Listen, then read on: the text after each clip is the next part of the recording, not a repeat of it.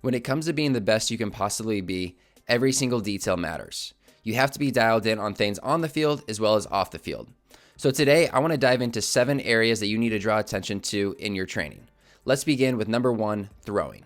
Building a throwing program isn't just about what you're doing this week or next week.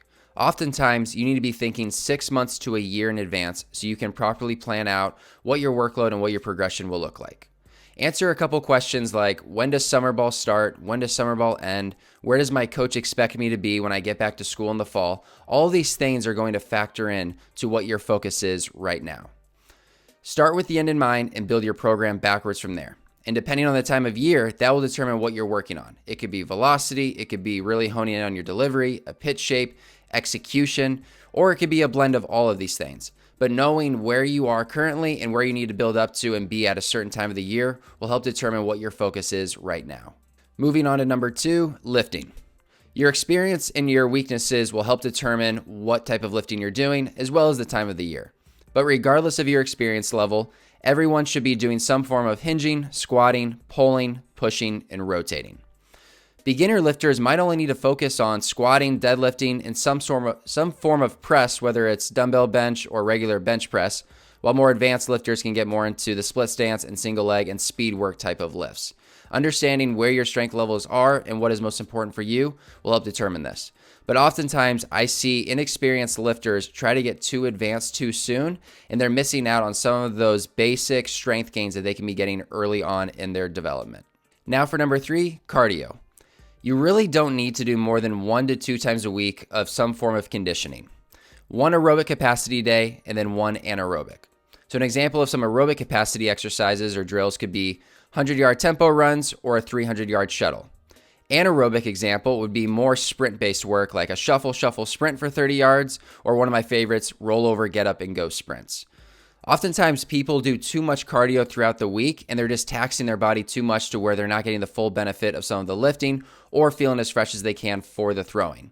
While there are exceptions to where guys would need more than 2 times a week, this is a general rule of thumb to go off of with 1 aerobic day and 1 anaerobic day. Moving on to number 4, mobility and movement. Every single player should have this in their warm-up routine as well as in their lifts as well. You can pair this with a deadlift or a squat or whatever your main lift is. It's a really good way to push the needle forward on your mobility restrictions while you're waiting for your next set. Number 5, nutrition. This one is arguably one of the most important ones and also the one that gets overlooked the most by players. Players that are looking to gain weight and that is the low-hanging fruit for them to throw harder, this is going to be really important that you're tracking your progress to make sure that you're pushing the needle forward.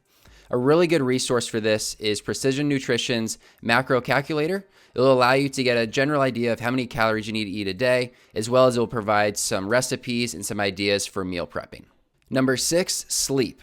Once again, this one isn't something that gets talked about all the time along with nutrition, but it's very important if you're going to optimize your performance. Aim for 8+ hours of sleep a night, but also, and maybe even more important, is that you're going to bed at a consistent time and waking up at a consistent time. This is going to make sure that your circadian rhythm is working well and that you're optimizing your performance. So aim for 8+ hours, but also make sure that you're going to bed within a 30-minute time window and waking up within a 30-minute time window every single night. And number 7, you want to make sure that you are tracking your progress. It's very hard to know if you're actually going in the right direction if we're not being objective and giving ourselves the feedback that we need. So track as many things as you can so that if you need to make an adjustment, you can recognize it and move forward quickly.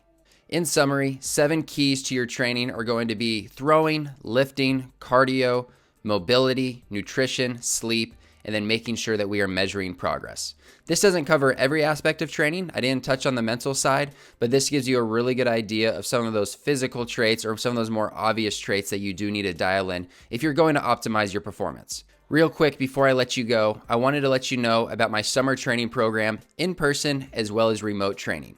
Starting off with in person in Scottsdale, Arizona, I am running a 10-week program for high school and college pitchers from May 27th through August 3rd. If you pay by May 1st, it will cost you $1,200. If it's after May 1st, it is $1,500. So you're going to want to make sure you jump on that early bird special. We're going to be giving you a personalized program for your throwing, lifting, and nutrition.